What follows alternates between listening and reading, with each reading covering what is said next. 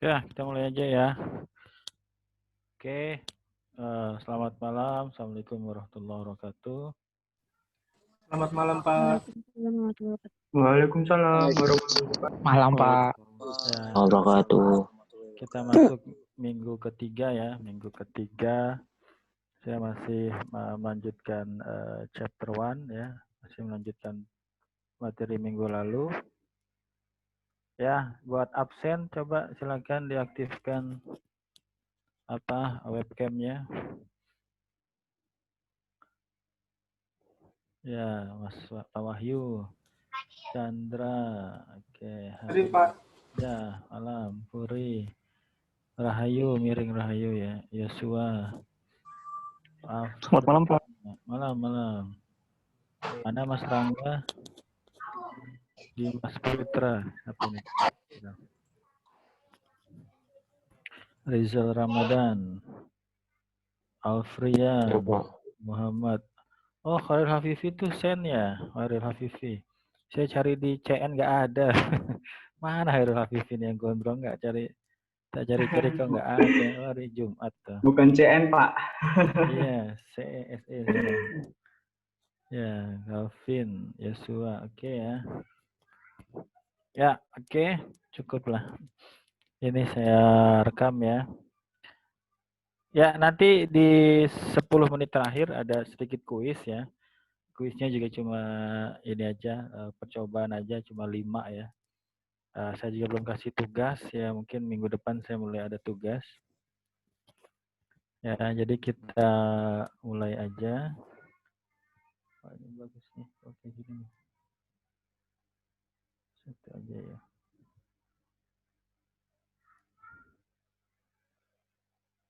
Oke, saya share screen kelihatan? Kelihatan, Pak. Ya, saya suka Kelihatan, Pak. tukar sama JST habis ini ya. Ini kecerdasan buatan ya. Oke. Jadi yang seperti saya sampaikan kemarin, saya mengambil referensi dari buku ya, dari e-book. Kemudian saya melanjutkan materi kemarin. Ya, nanti kuisnya ada cuma 5 nomor doang kok ya. 5 nomor, kemudian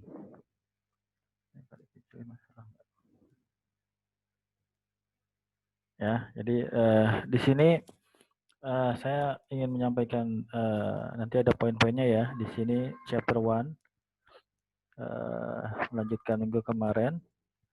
Ya, topik to cover kita akan bicara brief history of artificial intelligence, sedikit sejarah tentang AI. Nanti Anda bisa ketika saya kasih poin-poinnya Anda tinggal cari di YouTube-nya gitu ya. Banyak gitu video-videonya. Kemudian kita akan bicara problem type, problem solving paradigm. Kita bicara tentang search problem. Ya, ini adalah bagian dari AI. Find a path to solution. Ya, ini di chapter 2 ya, ini akan kita bahas. Kemudian kita bicara optimization problem. Find a good solution. Ya, ini adalah dua tema besar yang sejak awal ketika AI di create ini sudah ada search problem ya sama optimization problem. Nah, kemudian di sini poin yang ketiga, tipe-tipe problem yang ada di AI. Itu bicara tentang prediction and classification problem ya. Nanti di sini kita lihat kita belajar pola dari data ya. Kalau minggu kemarin kita bicara data itu sangat berpengaruh di AI, maka sebenarnya itu ada di poin ketiga ya. Nanti kita bicara prediction problem, classification, di sini banyak algoritma di sini. Kemudian kita bicara tentang clustering ya. Clustering pakai data, tapi nanti outputnya nggak ada. Kemudian kita bicara dua model, deterministik sama stochastic probabilistic model. Ya, ibaratnya Anda paham poin-poin besarnya gitu ya. Jadi ketika saya misalnya katakan bicara ketika bicara di sini, kemudian saya bicara misalnya naive bias gitu ya, nama algoritma ya. Ketika saya bicara decision tree gitu ya. Ketika saya bicara katakanlah ada KNN gitu ya, banyak lagi algoritma-algoritma yang lain. Nanti Anda paham, oh ini adalah tipe yang bicara tentang prediction and classification. Oh ini adalah bicara tentang search problem gitu. Ini bicara tentang optimization gitu. Nah kemudian sebenarnya masih banyak lagi yang terkait dengan AI gitu ya. Ada yang bicara tentang fuzzy ya, fuzzy logic ya. Di sini nggak kita bahas. Kalau Anda belajar sistem pakar biasanya ada ya di situ. Mamdani biasanya. Kemudian kita tidak bicara apalagi di AI. Banyaklah kita nggak bicara robotik macam-macam ya. Jadi nanti pun di sini kita mungkin hanya bicara 2 di sini ya. Kalau mau di sini nanti masuk beberapa algoritma kalau mau ya. Seperti itu. Nah, tapi saya pengen melihatkan big picture-nya dulu. Kemudian nanti bicara tentang intuition of AI, konsep, ada narrow intelligence, ada general intelligence, ada super intelligence. Saya ikuti aja bukunya di sini, ya. Kemudian nanti akan kita bertemu dengan ada namanya all AI sama new AI, ya. Ya, jadi nanti ketika Anda paham kalau all AI itu seperti apa, new AI itu seperti apa. Kemudian tadi ya, ini sebenarnya poin-poin besarnya ya. Kemudian di sini ada GA di sini, genetic algorithm. Genetic algorithm ini bicara tentang di sini ada 2 sebenarnya ya di algoritma genetika. Nanti di sini bicara tentang kromosom. Di sini bicara tentang gen, ya. Di sini bicara tentang mutasi. Di sini bicara tentang crossover gitu ya. Jadi nanti di sini meniru manusia ketika di sini ada evolusi, teori tentang evolusi dan teori tentang hereditas ya. Ini 2 teori di sini. Tapi kita nggak sampai sini lah. Ya, kemarin anak lanjutan ada yang ambil ini ya, Mas Babai ya. Mas Babai ngambil tentang GA, genetic algorithm. Kemudian di sini juga yang besar di sini ya, di sini yang besar di sini machine learning. Nanti ada supervised learning sama unsupervised learning. 2 ini hanya beda di outputnya. Nah ini yang sekarang lagi rame ya, deep learning. Ya. Kalau JST ini sebenarnya extended dari artificial neural network gitu ya. Jadi kalau artificial neural network itu adalah artificial neural network ya. Kalau anak lanjutan jam 8 yang bareng sama saya ya. Jaringan saraf tiruan ya, jaringan saraf tiruan. Tapi dia lebih kompleks nanti. Hidden layer-nya banyak sekali. Ya, ini deep learning ini lagi ramai sekarang. Oke, kemudian di sini ada beberapa contoh. Mungkin nanti saya stop di 2150 ya. Saya selesai 2150, saya stop sampai mana n-nya. Saya pakai time base saja. Kalau misalnya ini nggak kebahas ya mungkin bisa Anda baca sendiri atau kita bahas minggu depan ya. Kayaknya sih nggak selesai. Ini ada beberapa contoh penggunaan AI ya. Di sini sudah ada penggunaan IoT ya. Kalau anak-anak CN dapat belajar IoT nih. Ini bicara tentang machine learning juga di sini. Ya, penggunaan machine learning ada di sini ya. Oke, di sini ada deep learning di sini. Dan selanjutnya. Jadi sebelum masuk ke algoritma tertentu, saya pengen Anda melihat big picture-nya dulu, gambaran besarnya dulu gitu ya. Jadi ibaratnya, jadi bisa paham, oh kita sedang bicara AI yang babnya tentang search algorithm, yang bicara tentang biologi inspired algorithm. Ada lagi di sini swarm intelligence ya, swarm intelligence, kecerdasan kelompok ya. Ini meniru semut, kemudian bird ya, apa itu bird burung, kemudian partikel gitu ya. Nah, di sini sebenarnya asik banget kata saya swarm intelligence. Ini lumayan Ini algoritma tua juga ya, genetic algorithm. Ya, di global sudah ada kemarin Mas Baba yang KS yang ngambil tentang genetic algorithm. Konsepnya saya pikir dapat. Ya, jadi di buku ini dibahas nih, di buku ini chapter berapa gitu ya. Kita paling sama beberapa bab saja ya. Kalau yang ANN-nya ini nanti chapter 9, chapter. Oke, udah ya. Oke, kita lanjut aja. Saya ngikutin buku ini aja ya. Jadi nanti kalau Anda ini saja dengarkan saja, kemudian coba dipahami. Di sini bicara tentang brief history ya, bicara tentang history singkat tentang AI. A brief look back at the stride made in AI is useful for understanding that all technique and new idea can be harnessed to solve problem in innovative way. Di sana dikatakan di sini kita melihat apa perkembangan AI ya, kita melihat perkembangan artificial intelligence untuk memahami algoritma-algoritma lama itu dan ide-ide baru dapat dimanfaatkan untuk memecahkan masalah in innovative way. Ya, jadi perkembangan AI ini nanti kita bisa lihat walaupun nggak lengkap ya. Jadi maksudnya kita akan melihat sejarah dari AI. Oke, kita lanjut. Dikatakan di sini AI is not new idea. History is filled with myth of mechanical man and autonomous thinking machine ya. Dikatakan AI bukan ide yang baru ya, banyak sejarah yang apa namanya? Yang bicara secara mekanik gitu ya atau autonomous thinking machine. Jadi sejarah mencatat banyak mitos-mitos ya. Jadi sebenarnya orang bicara AI itu udah lama intinya gitu ya.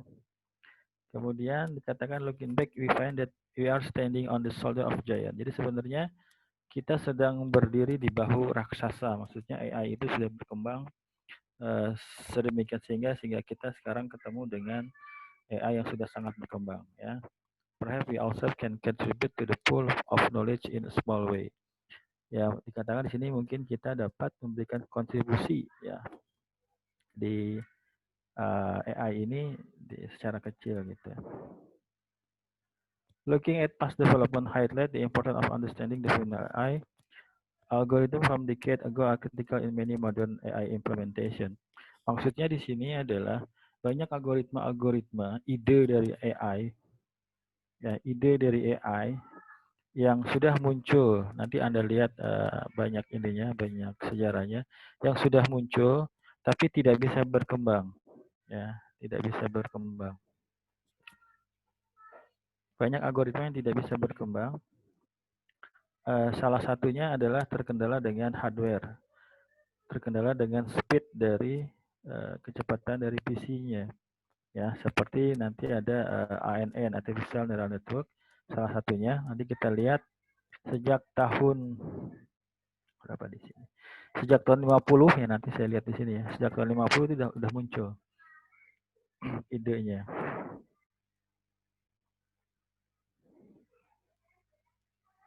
Oke, ya.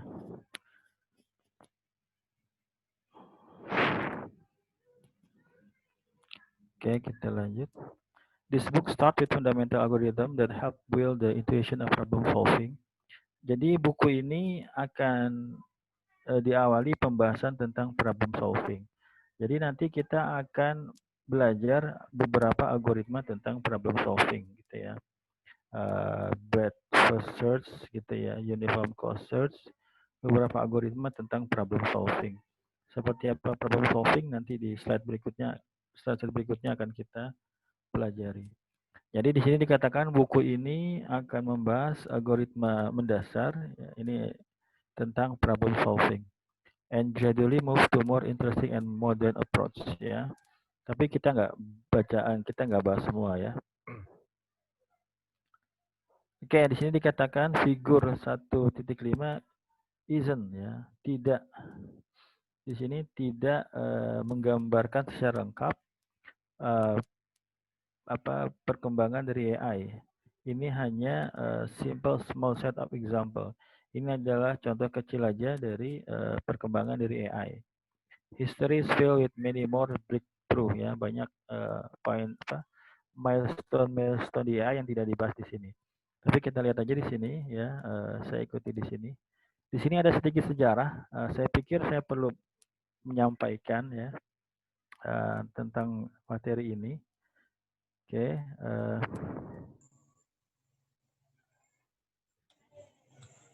Silakan di sini di tahun 50 yang seperti saya katakan tadi, di tahun 50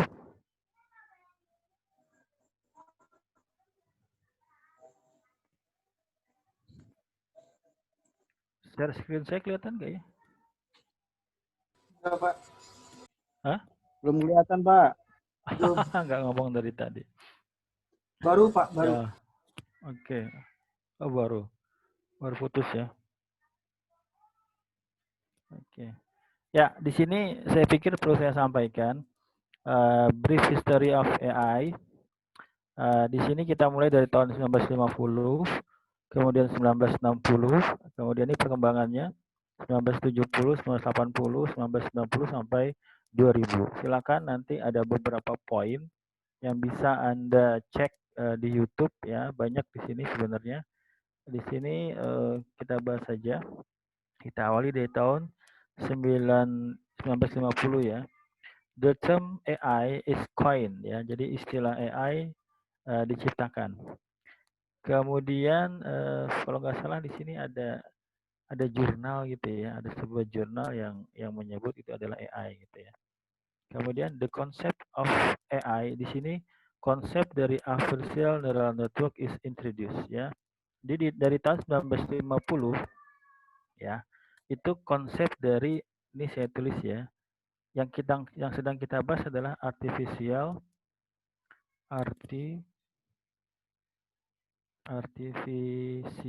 intelligence ya. Yang poin pertama itu adalah artificial intelligence, tapi poin yang kedua ini adalah artificial. Jadi kalau ini adalah AI, yang poin kedua ini sedang bicara konsep yang namanya artificial neural network gitu ya. Ini kalau disingkat biasanya ANN. Nah, kalau dibahasakan ini adalah jaringan saraf tiruan ya. Jadi kalau anak KS-nya nanti jam 8 nyambung bahas tentang JST gitu ya. Nah, di sini konsep dari ANN ini sudah dikenalkan. ANN ini adalah mencoba meniru ya, mencoba meniru bagaimana neuron ya, bagaimana neuron di kepala manusia itu bekerja. Ya, jadi manusia punya neuron-neuron ya yang akan terkoneksi ketika kita melihat sesuatu, kita belajar sesuatu, maka di sini ibaratnya ya kalau kita pengen meniru manusia ya tiru aja bagaimana cara neuron bekerja gitu ya. Nah, konsep ini sudah dikenalkan dari tahun 1950. Kemudian ada konsep yang namanya perceptron ya, ada konsep namanya perceptron. Perceptron is invented. Perceptron ini adalah representasi dari neuron ya. Jadi si perceptron ini adalah representasi dari satu neuron ya. Jadi satu neuron itu namanya adalah perceptron. Jadi nanti di sini nah ini deh, ngapain jauh-jauh. Ya ini adalah perceptron, ini adalah input ya. Kemudian ini adalah outputnya, ini adalah weight-nya. Ya nanti Anda anak 18 dapat semester depan, kalau anak KS semester sekarang. Nah, ini ada sum function sama activation function. Ya, jadi manusia sudah mencoba meniru bagaimana cara neuron bekerja. Nah, kalau hanya satu neuron aja itu dikatakan sebagai perceptron ya, dikatakan sebagai perceptron. Kemudian ada bahasa pemrograman yang namanya Lisp ya, yang digunakan di AI gitu ya. Oke, ini tahun 50-an. Ini tidak semua dibahas ya, ini tidak semua dibahas. Kemudian kita masuk kepada 1960-an. Ya, di sini dikatakan ML. Jadi ketika orang bicara ML, kalau di AI itu bilangnya adalah machine learning ya. Bicaranya tentang machine learning.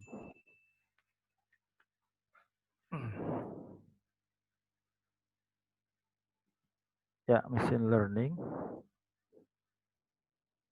Nah, machine learning ini ya nanti kita bahas ya digunakan untuk memprediksi ya menggunakan apakah algoritma supervised learning atau unsupervised learning atau satu lagi reinforcement learning. Ini dikenakan konsep ML mulai dikenalkan algoritma seperti yang lama-lama itu mungkin seperti naive Bayes gitu ya, algoritma ML yang lama yang awal-awal ya masih banyak di sini, decision tree, KNN, macam-macam. Nah kemudian Anda boleh cek yang poin nomor 2 di sini. Ada robot yang namanya adalah Unimate robot ya, silakan ini Anda boleh cari di YouTube. Ada namanya Unimate robot ya, silakan. Di sini dikatakan Unimate robot work on a car assembly line ya, digunakan di pabrik mobil. Kemudian ada juga robot ya, namanya Shaky the robot, dikatakan has natural movement and problem solving ability. Ya, jadi kalau kita bicara robot juga bagian dari AI. Ya, bagaimana meniru bagaimana orang kalau di sini berjalan ya, natural movement. Kemudian dikatakan punya problem solving ability. Silakan kalau mau dilihat, ini ada dua, Shaky the robot sama Unimate. Nah ini tahun 60 yang saya sampaikan tadi, paper highlighting the flow. Flow itu katakanlah cacat ya, kekurangan dari perceptron, create doubt about the concept. Jadi ketika tahun 50 ini dikenalkan, diciptakan tentang ANN, maka tahun 60 ada orang yang menuliskan paper atau jurnal yang membuktikan bahwa ada cacat dari perceptron. Apa cacatnya? Cacatnya adalah si perceptron ini tidak bisa memecahkan masalah yang non linear gitu ya. Dia hanya bisa memecahkan masalah-masalah yang linear. Masalah-masalah yang linear itu contohnya seperti apa? Contohnya seperti ini. Ya, kita bisa membedakan sebuah data ya, katakanlah tipe pertama ini, tipe kedua menggunakan sebuah garis. Ini sebenarnya masih linear yang ini ya. Nanti kita lihat ini udah lumayan ini ya, udah lumayan rame. Oke, itu tahun 60-an. Jadi 60-an algoritma machine learning sudah mulai muncul, kemudian robot-robot sudah mulai digunakan ya. Oke, kita lanjut ke tahun 70-an. Di sini kita punya agent-agent. Ini ada program namanya BKG ya. Ada games namanya backgammon ya. Silakan kamu lihat. Dia sudah digunakan, games yang digunakan untuk mengalahkan manusia gitu ya. Nah, kemudian di sini ini yang poin kedua di sini, evolutionary algorithm are popularized. Ini katakanlah GA ya, genetic algorithm ya. Genetic algorithm itu tahun 70-an tuh sudah muncul. Berarti lebih tua ANN ya. Genetic algoritma ini adalah yang tadi saya bilang. Di situ dia mencoba membuat model menggunakan kromosom, kemudian kromosomnya terdiri dari beberapa gen gitu ya. Biasanya digunakan untuk penjadwalan ya. Silakan kalau Anda mau lihat penjadwalan menggunakan genetic algorithm yang di sini ya. Di buku ini juga dibahas ya. Ya, di sini konsepnya sih sebenarnya asik juga ya, tapi dia banyak randomnya sama speed. Yang ketiga namanya Freddy the robot is able to use visual perception. Silakan kamu dilihat di sini, Freddy the robot is able to see. Jadi dia bisa menggunakan katakanlah sensor gitu ya. Kemudian image diambil, kemudian dia bisa melihat secara visual. Nah, berikutnya tahun 70 juga ada Prolog ya, ada bahasa pemrograman Prolog. Ini juga digunakan di AI ya. Nah, kemudian di sini yang mungkin anak AS yang belajar, ini adalah sistem pakar ya, expert system. Sistem pakar. Sistem pakar ini kalau bisa saya sampaikan, nanti ketika kita bicara all AI sama new AI ya, ada all AI sama new AI. ya. Maka nanti si sistem pakar ini mungkin bagian dari all AI.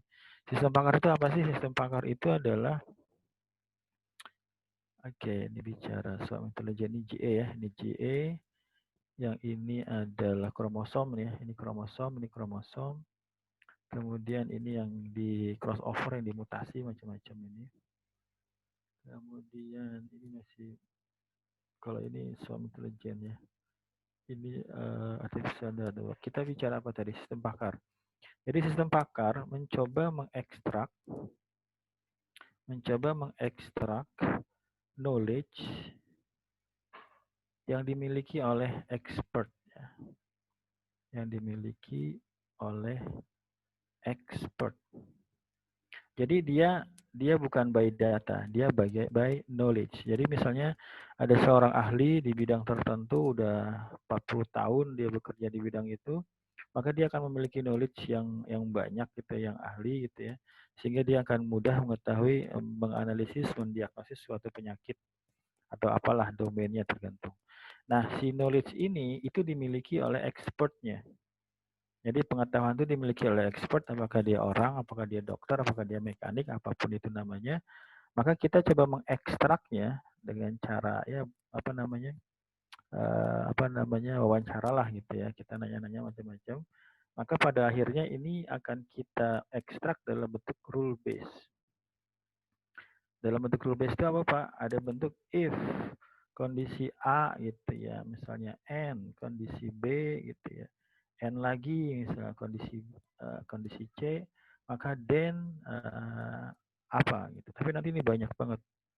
Ya, jadi sistem pakar itu juga menarik juga ya. Ada beberapa poin, ada yang bahkan ada yang by probabilitas ya, ada pakai probabilitas ya. Ini mirip-mirip. Nah, kalau di ini saya mau poin di sini ya. Mumpung kita lagi ngomong di sini. Nah, sama si machine learning logikanya dibalik machine learning. Ya, misalnya di sini saya punya sistem pakar. Ya, kemudian di sini saya punya machine learning. Kemudian si sistem pakar ini by knowledge ya, by knowledge yang dimiliki oleh expert. Jadi seorang ahli punya pengetahuan. Kalau machine learning dia by data. Yang menarik adalah ada satu algoritma yang digunakan di dua tempat ini. Jadi di sini ada expert system ya, menggunakan naive bias gitu ya, menggunakan naive bias.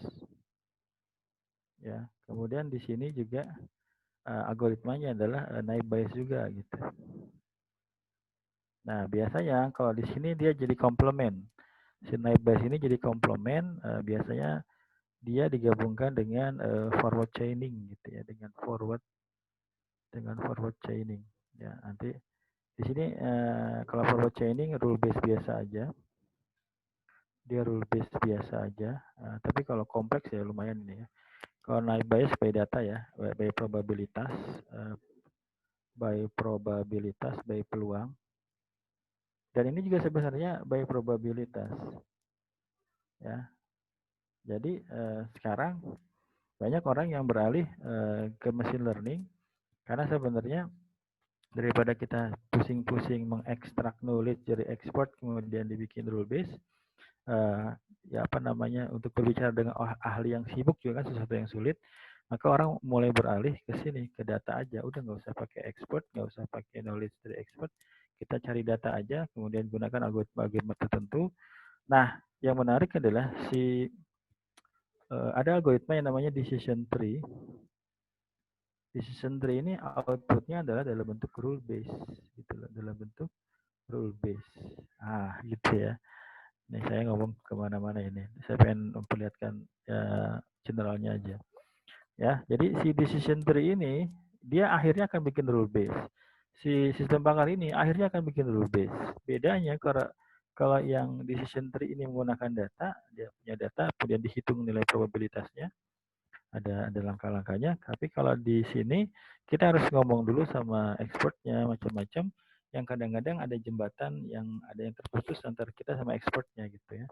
Gak nyambung ya, bahasa-bahasanya mungkin gak nyambung. Ya, makanya pada akhirnya akan sama. Maka nanti ada namanya itu extraction rule by decision tree gitu ya, seperti ini. Nanti saya akan kasih tugas Anda mereview jurnal, tenang aja ya. Seperti itu. Tadi lagi ngomong apa tadi? Lagi bicara tentang expert system ya. Jadi sekarang expert system itu dikatakan sebagai all AI. Kemudian di sini ada poin juga di tahun 80 ini, hope for neural network. Di sini ditemukan algoritma namanya backpropagation. Ya, nah itu nanti kita bahas ya, itu di jam 8 ya. Jadi di backpropagation di sini ibaratnya kalau kita lihat perkembangannya di tahun 50 ANN ini dikenalkan, kemudian tahun 60 ada orang yang mematahkan karena ada kekurangannya gitu ya. Kemudian di tahun 80-an orang ketemu sama siapa itu namanya saya lupa, saya pernah ikut ininya juga. Dia menemukan algoritma namanya backpropagation. Nah, dengan menemukan backpropagation ini maka si neural network mulai berkembang lagi. Ya, itu nanti di semester berikutnya Anda ketemu di backpropagation. Nanti dibahas di JST backpropagation. Kemudian di sini swarm intelligence is popularized ya. Swarm intelligence ini kecerdasan kelompok. Kecerdasan kelompok. Ya, jadi kalau kita perhatikan N itu apa? N itu semut ya. Kita perhatikan semut. Semut itu ibaratnya dia akan ketika dia mencari makan, itu dia bergeraknya secara kelompok. Dia punya mekanisme untuk memberikan informasi ketika suatu tempat itu terdapat katakanlah sebuah makanan gitu ya. Maka nanti di sini ini menurut saya asik banget nih swarm intelligence di sini. Di sini informasinya ada 3 dimensi di sini datanya ya. Dia setiap agent ini akan membawa 3 informasi. Tapi lumayan kompleks juga. Tapi saya ingin mengenalkan ada yang namanya N koloni, ada yang namanya banyak sih di sini juga. Bahkan di perkembangan terakhir nih variannya banyak banget di swarm intelligence. Oke, ya itu. Jadi tahun 80-an swarm intelligence udah mulai dikenal. Backpropagation juga mulai dikenal juga. Perkembangan dari ANN. Kita masuk di tahun 90 ya. Di sini silakan nanti dicek di YouTube-nya ada TDGMON, So the Power of Reinforcement Learning ya. Reinforcement learning saya tidak bisa bicara banyak ya, saya belum terlalu menggali di reinforcement learning. Intinya adalah di situ ketika sebuah agent dia melakukan sesuatu, maka nanti ada penalti sama ada bonusnya gitu. Jadi kalau dia melakukan satu hal, misalnya robot melakukan satu hal, kemudian itu bagus, maka dia dikasih bonus apa gitu ya. Nanti dia belajar, oh kalau melakukan seperti ini bagus ya gitu. Nanti kalau misalnya ada penaltinya, ya misalnya robot mencari api gitu ya, dia akan mencari jalan misalnya ya, maka dia bisa menggunakan ini. Ya, reinforcement learning saya belum terlalu paham banget. Kemudian di sini juga poin yang kedua ya, Anda boleh cari Google yang bikin kalau nggak salah. Di sini ada eksperimen with autonomous car ya, mobil yang berjalan sendiri. Ya, jadi mobil itu bisa mengambil image dari jalan, kemudian dia bisa membandingkan kondisi jalan yang dia lihat, kemudian bisa memutuskan apakah bisa cepat, apakah dia harus belok kiri atau belok kanan ya. Ini kayaknya belum sempurna nih autonomous car ya. Stanford sama Google kalau nggak salah yang bikin ini ya. Silakan mau dicari juga. Kemudian ini juga ada dia ada AI ya, ada aplikasi namanya Deep Blue yang dibikin sama IBM. Anda boleh cek juga IBM Deep Blue. Kalau nggak salah dia ngalahin Kasparov atau siapa gitu ya. Dia mengalahkan di lomba catur gitu. Ya ini bisa Anda lihat nih, Deep Blue. Itu tahun 90-an. Kemudian ada juga Rise of Internet Bots. Apa ini Internet Bots ya? Sama search ya, silakan di searching aja yang ini. Kemudian tahun 2000 banyak di sini poin-poinnya ya. Banyak banget di tahun 2000 terakhir ini. Game of checker is solved ya, game. Kemudian di sini ya kalau Anda main Facebook ya, ada yang namanya face recognition. Jadi pengenalan wajah ya, pengenalan wajah. Jadi ketika ini ada contohnya ya, ada algoritmanya, poin-poin tertentu yang orang bisa ambil, program ambil, kemudian dia bisa membedakan. Tapi sebenarnya intinya di mana? Intinya adalah di data ya. Ketika face recognition, maka dia harus punya banyak data sebagai trainingnya dia. Jadi trainingnya dia adalah data-data dari data itu maksudnya bisa gambar ya, bisa foto. Jadi ketika bicara data itu bisa foto, bisa video, bahkan kalau di sini misal contohnya adalah foto ya. Jadi ketika foto ada banyak foto, jadi dia bisa membedakan ya algoritmanya. Di sini menggunakan neural network ya. Kemudian di sini juga besar juga ini IBM juga Watson Win. Ada lomba kuis gitu ya di TV. Ini silakan kalau mau cari nih. Yang ini sama yang bikin IBM ya. Namanya adalah IBM Watson ya. Ini pengetahuan sih ya. Silakan dicarilah. Kemudian ada Xbox Kinect Advanced Motion Detection. Ada Smart Voice Assistant ya. Ini Smart Voice juga ya.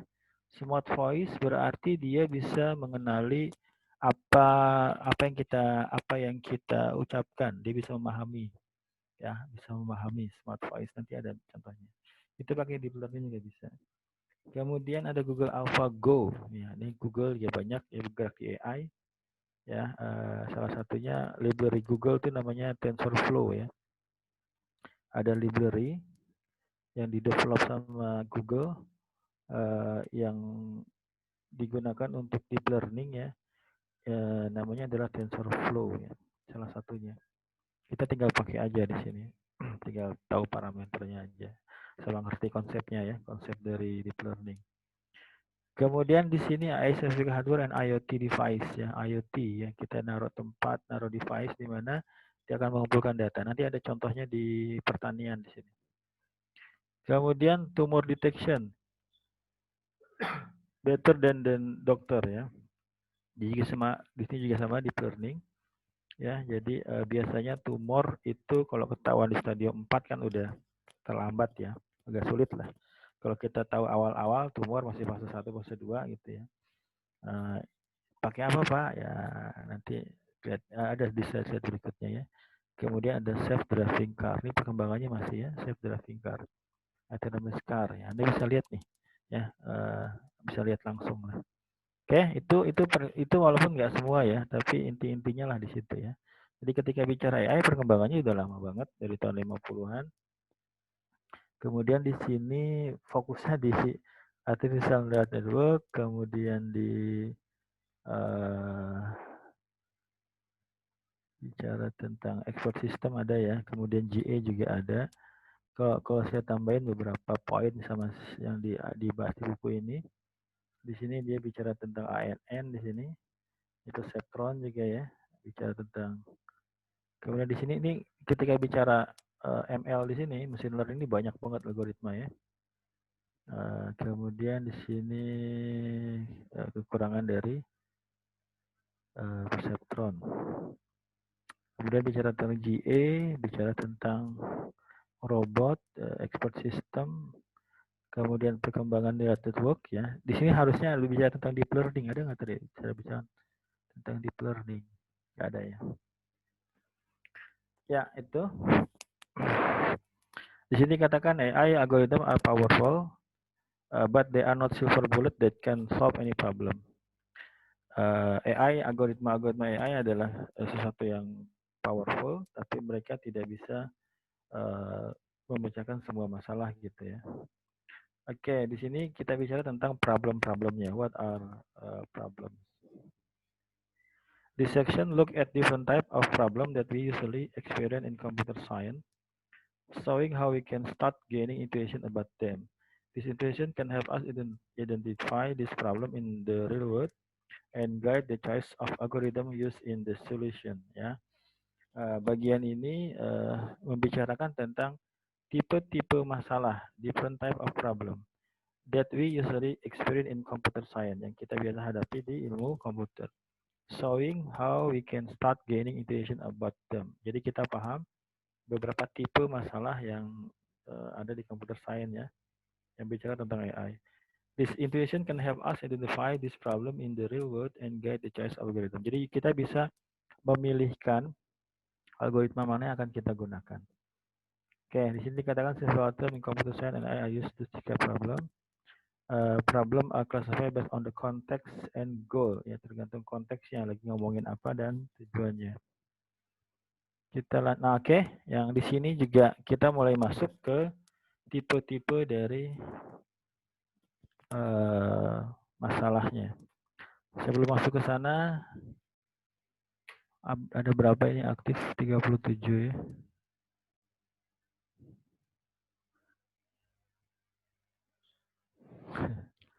Suara saya masih terdengar, saudara-saudara? Jelas, Pak. Masih Jelas, Pak. Pak. Masih, Pak. Masih, Pak. Masih. Masih setia, Pak. Oke, thank you ya.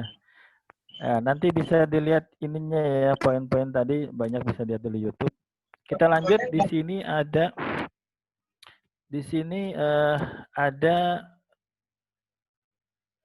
problem type ya, problem type, tipe-tipe masalah, and problem solving paradigma dari bagaimana kita memecahkan problem. Ini besar banget ya, search problem. Dikatakan find path to solution. Bagaimana kita mencari path itu apa path? Jalur ya, jalur setapak, mencari jalur untuk solusi. Ini poinnya ada orang bicara problem solving biasanya bicaranya, problem solving. Kalau di sini istilahnya adalah search problem. A search problem involves a situation that has multiple possible solution. Di sini dikatakan search problem adalah situasi di mana nanti kita bahas ya. Ini kita bahas, ini adalah poin-poin besar ya. Ini adalah materi kita setelah membahas teori-teori ini. Ya, materi kita tentang search problem ya. Di sini dikatakan misalnya contohnya aja deh. Saya punya informasi tentang kota ya. Katakanlah saya punya map ya, saya punya map. Kemudian map ini kita sebagai manusia dan program ya. Kalau manusia dikasih peta seperti ini, misalnya saya punya A, kemudian A terhubung dengan B gitu ya, kemudian B terhubung dengan C, kemudian C terhubung dengan D gitu ya, kemudian katakanlah B terhubung dengan E dan selanjutnya. Oke. Nah, kalau kita dikasih peta seperti ini ya, maka kita sebagai manusia langsung paham. Langsung pahamnya gimana? Oh, ibaratnya kita udah punya knowledge ya, kita sudah punya pengetahuan kalau ada peta seperti ini, ada A, kemudian A terhubung dengan B, A terhubung dengan C, kemudian ini terhubung dengan D, kemudian ini terhubung dengan E, katakanlah saya bikin lebih ramai lagi. Ini terhubung, kemudian di sini ada lagi informasinya, ini terhubung dengan G, kemudian ini terhubung lagi seperti ini. Katakanlah saya punya peta seperti ini. Kalau kita manusia dikasih peta seperti ini katakanlah dari SD kita diketahui bahwa yang seperti ini katakanlah adalah kota, gitu ya. Yang bulat seperti ini adalah kota. Kemudian kita lihat ketika ada satu kota terhubung dengan kota yang lain, ya misalnya seperti ini, kita sudah tahu kalau ada tanda seperti ini maka artinya adalah terhubung.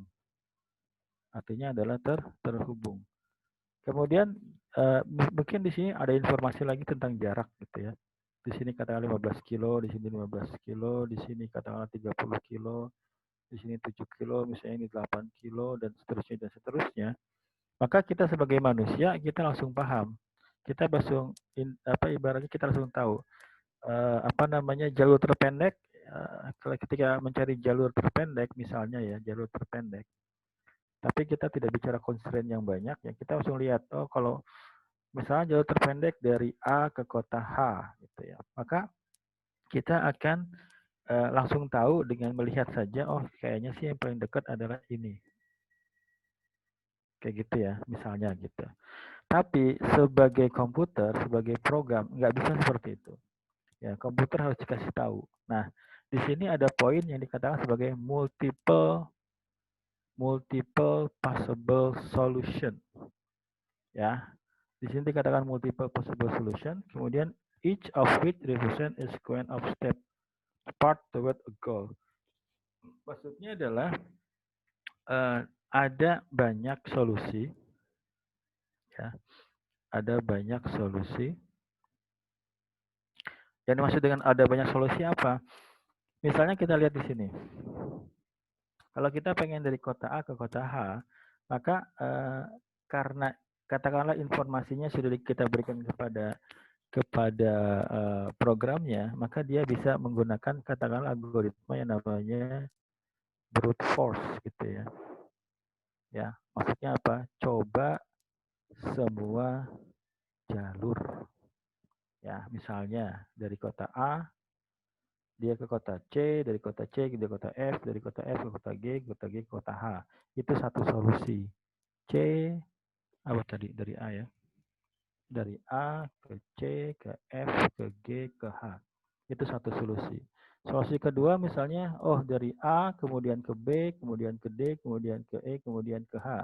Itu solusi kedua dicatat dari A misalnya ke B, misalnya ke D, ke E, kemudian ke H. Ini bisa sampai katakanlah 100 solusi kemungkinan. Nah, itu yang dimaksud dengan contoh dengan multiple possible solution. Kalau di game gimana kalau di game? Kalau di game lebih banyak lagi. Kalau di game, misalnya saya punya game apa tic-tac-toe atau enggak tic-tac-toe yang seperti ini gamenya. Nah, kayak gini ya, game seperti ini. Kurang satu ya. Nah, seperti ini, game seperti ini. Nah, kalau kita main misalnya, posisi pertama kita taruh, kok jelek banget ya. Oke. Misalnya saya punya tic-tac-toe seperti ini. Jelek amat ya. 1, 2, 3, 4 gitu ya. 1, 2, 3, 4 gitu ya. Oke, Anda pernah coba main ini. Nah, saya pengen memperlihatkan apa yang dimaksud dengan multiple possible solution. Ya, misalnya kita main sama komputer gitu ya. Jadi human melawan komputer. Ya, kita jalan duluan. Kita humannya ini yang seperti ini, kemudian komputer adalah seperti ini misalnya. Kalau kita jalan duluan, semisal kita taruh di sini, kayak gitu ya, kita taruh di tengah sini, maka si komputer ini akan melihat semua kemungkinannya. Semua kemungkinan yang mungkin apa? Kalau ini saya copy, kemungkinan pertama adalah dia bisa jalan di sini. Ya, ini kemungkinan pertama. Kemungkinan kedua gimana? Kemungkinan kedua, dia bisa jalan seperti ini. Ya, tapi dia jalannya di sini gitu ya. Ini adalah possible yang kedua. Seperti itu. Dan sampai 1 2 3 4 5 6 7 8 ya. 8 ya. Sampai ke 8. Sorry. Oke, nanti ini dibahas kalau di chapter 2 ya. Oke, seperti ini. Nah, ini baru satu langkah ya. Ini baru satu langkah. Katakanlah langkah yang berikutnya adalah di sini. Ya, jadi tidak hanya bicara tentang jalur dari satu kota-kota lain, tapi juga bisa dari satu posisi ke posisi yang lain. Ini namanya space solution. Apa namanya? Space solution bisa dikatakan. Semua kemungkinan yang bisa dicoba gitu ya. Nanti di level kedua juga bisa, misalnya kita jalan misalnya komputer ambil yang di sini, kita mau jalan apa yang kemudian? Kita jalan di sini. Dari sini nanti turun lagi. Tapi dari sini ini nanti bisa turun lagi. Ini masih turun lagi, bisa turun lagi. Nanti banyak kemungkinan kombinasi jalan yang bisa dilakukan. Itu yang dimaksud dengan multiple possible solution, each of which represent, di mana masing-masing represent step path toward a goal. Ya, nanti kita ketemu sama goalnya. Nanti kita bahas itu di chapter 2, mungkin seminggu depan atau 2 minggu lagi. Ya, such problem find what solution. Some solution contain overlapping subset. Ya, some are better than other and some are cheaper to achieve than other. Ya, nanti ini dibahas ya. A better solution is determined by the specified problem at hand. A cheaper solution mean computationally cheaper to execute. Ya, ini sebenarnya dipakai masalahnya kayaknya di Google Map ya. Informasi tentang kemacetan gitu ya, itu salah satu constraint ya. Ketika kita nyari jalur terpendek, kita pakai WAZE juga bisa itu ya. Itu termasuk search problem dengan constraint yang banyak. Ya, di sini contohnya, an example is determining the shortest path ya, jalur terpendek between city on a map yang tadi saya jelaskan. Many route may be available with different distance, dengan banyak rute yang mungkin bisa kita gunakan dengan jarak yang berbeda and traffic condition ya. But some route are better than other ya. Oke, nanti kita bicarakan lagi di pertemuan berikutnya. Oke, ya, many algorithm are based on the concept searching solution space ya. Jadi banyak algoritma AI yang menggunakan search problem. Ini besar banget ya, search problem. Itu satu, dan mungkin yang kita bahas nanti awalnya bukan mungkin ya, kita akan bahas tentang search problem. Yang kedua bicara tentang optimization problem. Ya, kalau tadi search problem, sekarang bicara. Jadi kalau bicara AI, kita nanya dulu, lo lagi ngomong apa gitu? Lagi ngomong search problem, lagi ngomong GA apa ngomong machine learning apa deep learning gitu ya. Search problem find a path to solution. Tadi udah ya. Optimization problem find a good solution. An optimization problem involves a situation in which there are a vast number of valid situations and the absolute best solution is difficult to find. Saya ikut lanjut aja. Optimization problem usually have an enormous number of possibilities of each of it differ in how well it solve the problem. Oke, ini contohnya aja langsung. Ini mirip-mirip sama search problem ya, tapi di sini banyak kemungkinan yang bisa kita ambil juga. Sebenarnya mirip sama search problem. Contohnya di sini adalah kita punya masalah ya, biasanya di sini.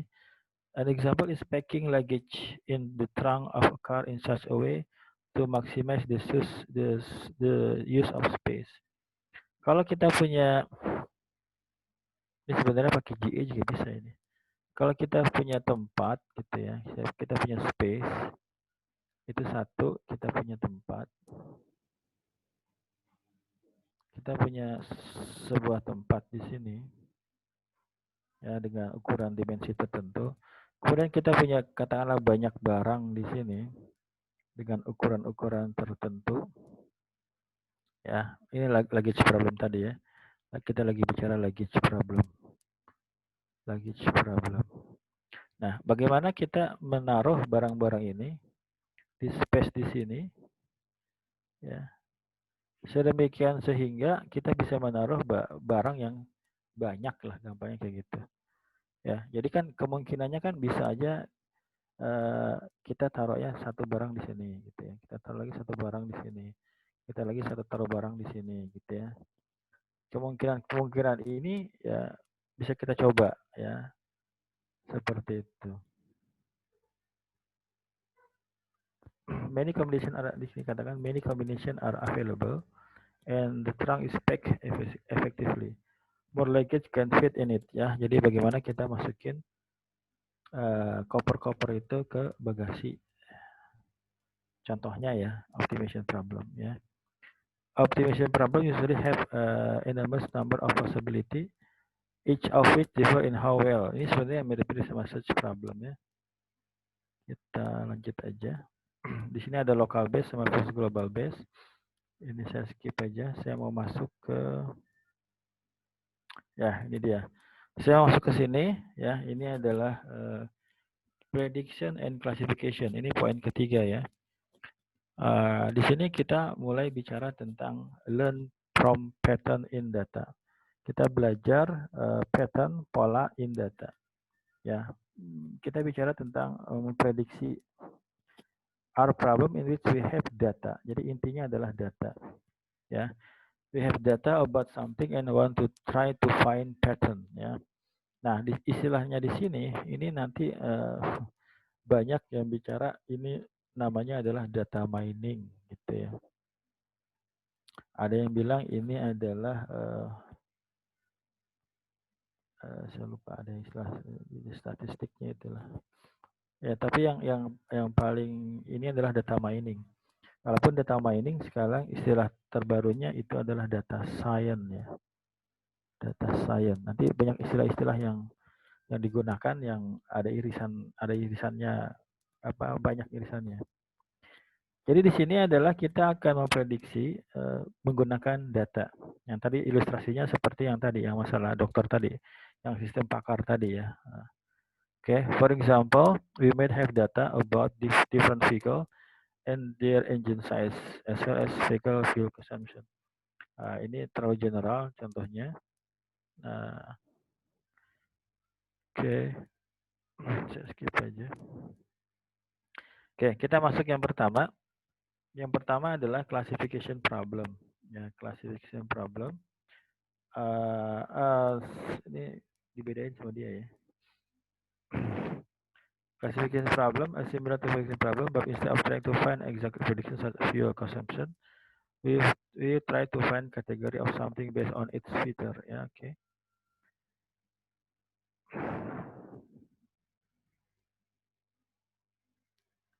Okay, classification problem require finding pattern in the data that group example into category. Oke, ini saya kasih ilustrasinya gini aja deh, biar gampang. Ini karena ini yang salah satu yang besar. Ya, pertama kita punya data.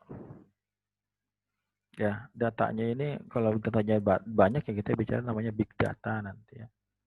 Big data. Kalau kita bicara data, maka Facebook gitu ya, yang namanya Google gitu ya, yang ibaratnya mereka mengumpulkan data dari kita itu sebenarnya mereka punya banyak data gitu ya. Itu bisa dikatakan sebagai big data. Nah, kemudian data-data itu saya ilustrasikan gampang aja, misalnya Facebook misalnya punya face recognition gitu ya, punya face recognition. Nah, nanti di sini ibaratnya data-data ini itu adalah foto-foto yang kita upload. Foto-foto yang kita upload ya, karena tiap hari atau tiap bulan itu kita punya upload data, maka nanti di sini dia akan mengekstrak foto ini ya, bisa juga dalam bentuk pixel gitu ya, dalam pixel, tapi ini terlalu general ya. Jadi misalnya kita punya foto dengan resolusi 28 pixel ke 28 pixel ya. Nah, nanti si pixel-pixel ini akan menjadi inputan gitu loh. Ini terlalu berat contohnya ya. Nanti di bawah ada sebenarnya, atau saya lihatin aja deh, biar ada bayangan. Gak beres kayaknya nih kuliahnya. Oke, kita lihat.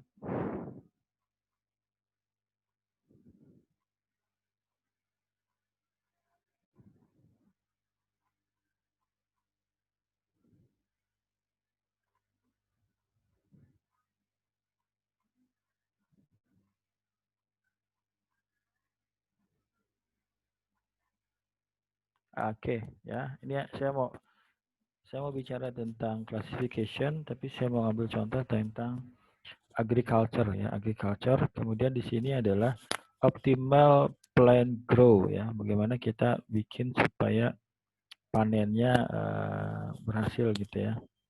One of the most important industry that sustain human life is agriculture. We need to able to grow quality crop for mass consumption economically ya. Jadi kita pengen panen kita banyak lah.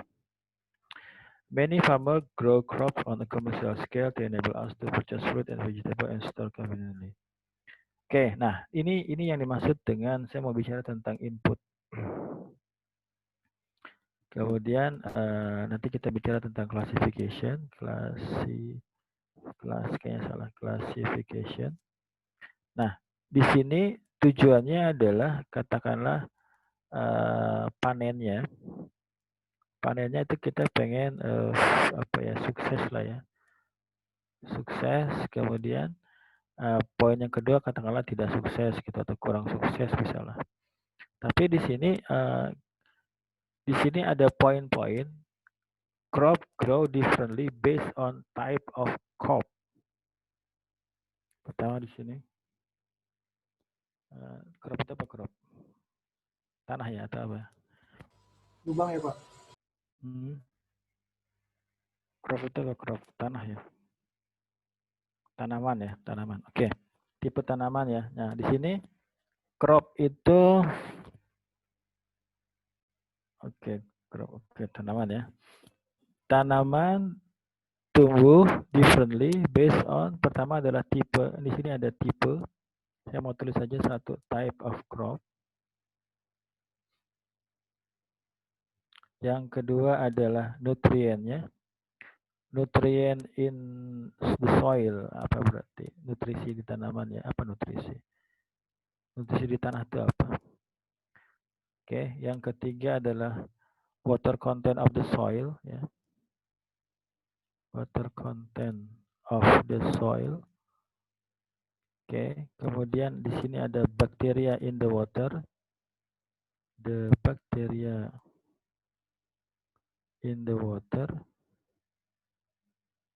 Kemudian the water condition in the area 5. Kemudian ada lagi yang lain. Ya, maksudnya gini, ketika kita ingin menghasilkan panen yang sukses, maka kita harus mengidentifikasi fitur atau input atau variabel yang berpengaruh terhadap keberhasilan dari panen itu sendiri. Gitu ya. Jadi ketika kita mencoba bicara klasifikasi, maka kita punya data. Nanti ini nyambungnya ke IoT sih sebenarnya kalau ini ya. Nah, datanya ini berapa tahun? Datanya nggak sebentar ya. Datanya misalnya hasil dari berapa kali? Sekali panen berapa bulan ya. Katakanlah kita punya data tentang 50 kali panen gitu ya. 50 kali panen. Nah, kemudian kita catat nih. Jadi nanti kita punya data. Saya punya waktu 7 menit lagi supaya Anda bisa mengerjakan kuis ya. Saya punya 1, 2, 3, 4, 5 sampai 50 panen ya. Katakanlah ini berapalah mau 10 tahun ya, boleh 10 tahun. Kemudian data-data ini yang tadi X1 itu ini adalah X1, ini adalah X2, ini adalah X3 dan selanjutnya katakanlah kita punya 5 ya. Punya X1, punya X2, punya X3, punya X4, punya X5. Nah, kemudian di sini kita punya informasi tentang panen. Maka ini ada datanya, dicatat. Ya. Apakah menggunakan sensor atau apapun, ya, ini dicatat ya selama 10 tahun tadi, katakanlah 6 bulan sekali panennya misalnya ya. Atau kurang tadi gitu misalnya. Nanti di sini katakanlah panennya sukses gitu ya. Kemudian di sini gagal gitu. Di sini sukses. Misalnya kita bilang agak sukses gitu ya. Nanti ada beberapa klasifikasi. Nah, tapi intinya adalah ini semua by data. By data yang kita kumpulkan selama waktu tertentu. Gitu ya. Jadi tadi ketika kita mencoba memprediksi apakah panen kita akan sukses atau enggak, maka kita akan melihat caranya gimana setelah data ya nanti kita gunakan algoritma ini baru langkah pertama, ini how to collect data aja ya. Tapi nanti ibaratnya kita tidak berbicara sama expert ketika bikin rule base ya. Kita hanya mengumpulkan data, kemudian dari data ini kita akan ekstrak ya menggunakan algoritma tertentu. Maka itu mungkin mudah-mudahan bisa dipahami. Itu adalah namanya adalah classification. Jadi ada inputan, kemudian ada outputnya. Itu namanya classification. Tipe yang pertama itu banyak algoritmanya. Kemudian yang kedua adalah sebanyak ya.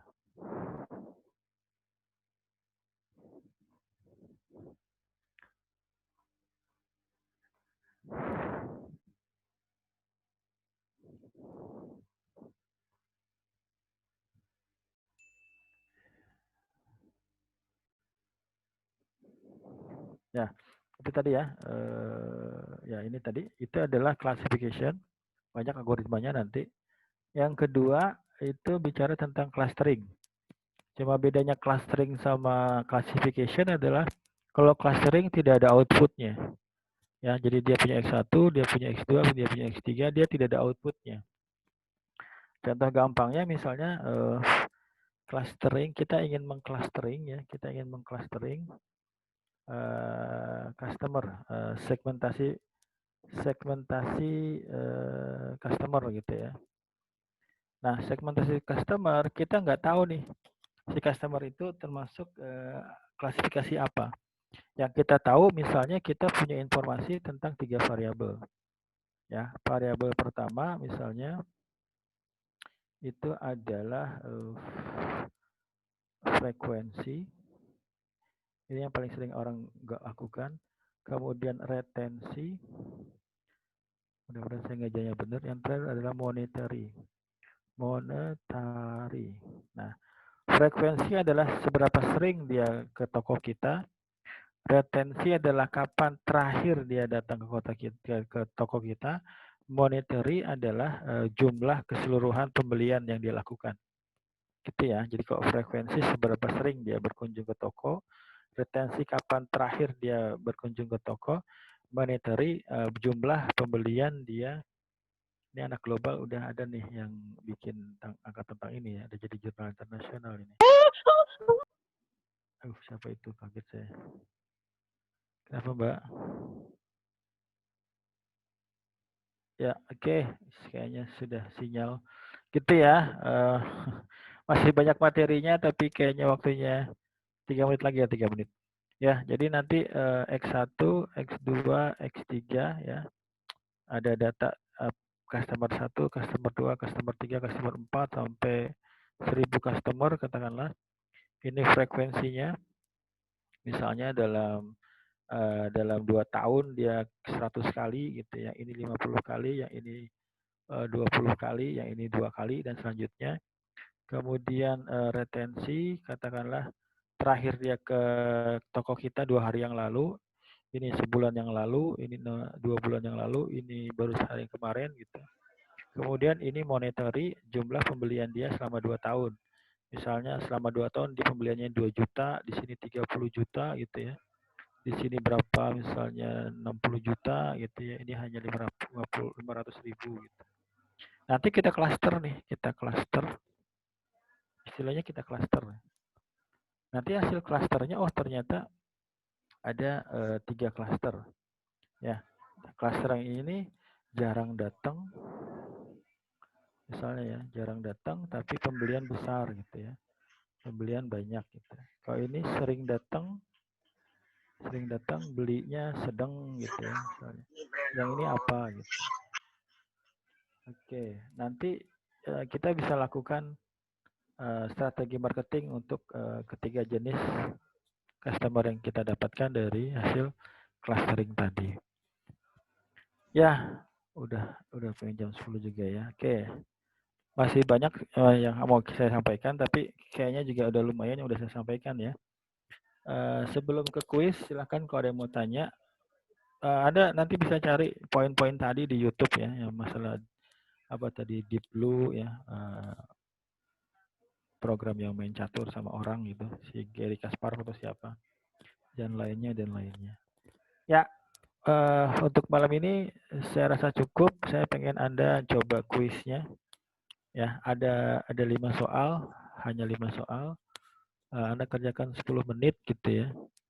Yang tadi saya sampaikan cukup jelas apa tidak? Masih banyak sih sebenarnya belum saya sampaikan di slide-nya. Ada pertanyaan nggak sebelum mengerjakan? Silakan. Sudah Pak, cukup Pak. Cukup ya. Oke. Udah Pak, udah puyeng Pak. Ya, cukup. Mumet. Ya, oke. Ya, Untuk silakan silakan ke LMS. Ada 5 soal yang itu juga cuma ini aja kok. Cuma absen aja. Ya, saya mau tahu yang hadir siapa aja nih. Ya, silakan dikerjakan kuis.